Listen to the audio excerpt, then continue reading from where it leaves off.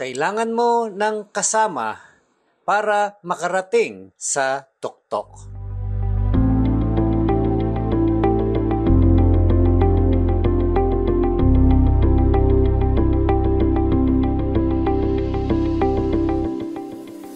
Kamusta po kayo? Pastor Arnold po.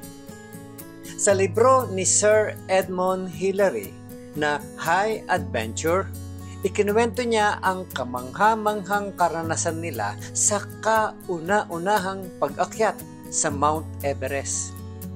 Sabi niya, it would be foolish to attempt to climb Mount Everest by yourself. You cannot do it without a small group. Hindi mo kayang akyatin ang Mount Everest ng mag-isa. Kailangan mo talaga ng small group. Hindi mo kakayanin mag-isa. Yan po ang sinabi ni Sir Edmund Hillary. Totoo yan sa lahat ng bahagi ng buhay. Hindi mo kayang akyatin ang mga peak ng buhay ng mag-isa. Kailangan mo ng mga tao na susuporta sa iyo. Hindi ko alam kung ano ang inaakyat mo ngayon. Baka sinusubukan mong makaahon mula sa kalungkutan dahil sa pagpanaw ng isang mahal sa buhay. Marami ang umaahon mula sa utang dahil sa hirap ng ekonomiya. May iba namang umaahon mula sa guilt dahil may nagawa silang mali. May iba na umaahon mula sa pagkawala tulad ng biglang pagkawala ng trabaho o pangarap. Baka kailangan mong umangat mula sa takot o sama ng loob na pumipigil sa plano ng Diyos para sa iyo. Huwag mong dalhin ang sakit ng kahapon sa araw na ito. Panahon na para bitawan yon.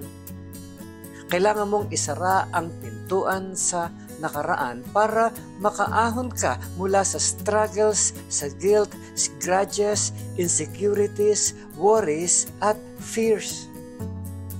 Kahit sa gitna ng pagdadalamhati, kailangan mo pa rin matutunang magpatuloy. Lahat tayo gustong makaahon mula sa mga bagay na humahadlang sa ating purpose. Gusto natin matuklasan ang ating potential. Gusto natin marating ang peak at maranasan ang best ng Diyos para sa atin.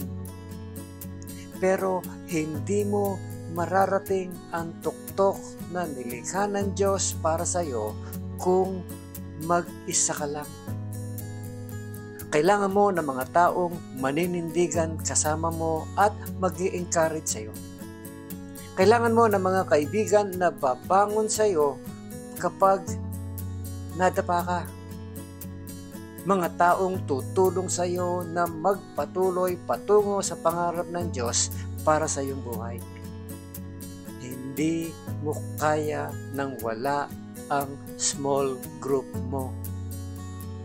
Sabi po ni Apostol Pablo, even though we are many individuals, Christ makes us one body and individuals who are connected to each other. Romans 12 verse 5 ng God's Word Translation. Think about this, my friend. What are you struggling to climb out of today? How do you need people from your church and God's family to help you? Ano ang pinagdadaanan mo ngayon na parang ang hirap makaahon? Paano mo kailangan ng tulong ng mga tao sa church family at sa pamilya ng Diyos? Pag-isipan mo yan. Pangalawa, think about this. Why do you think God created us to need each other?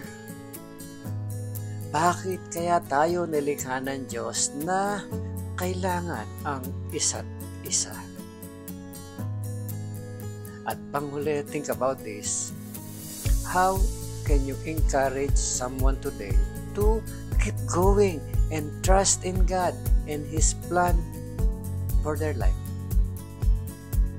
Paano ka makakapag-encourage ng isang tao ngayon para magpatuloy at magtiwala sa Diyos at sa plano niya sa buhay nila? Muli po, ito si Pastor Arnold Adriano. At ang encouragement na ito ay hatid sa inyo ng Malabon Community Church. Have a great day, my friend. At huwag mong kakalimutan kung sino ang gumawa ng araw na ito.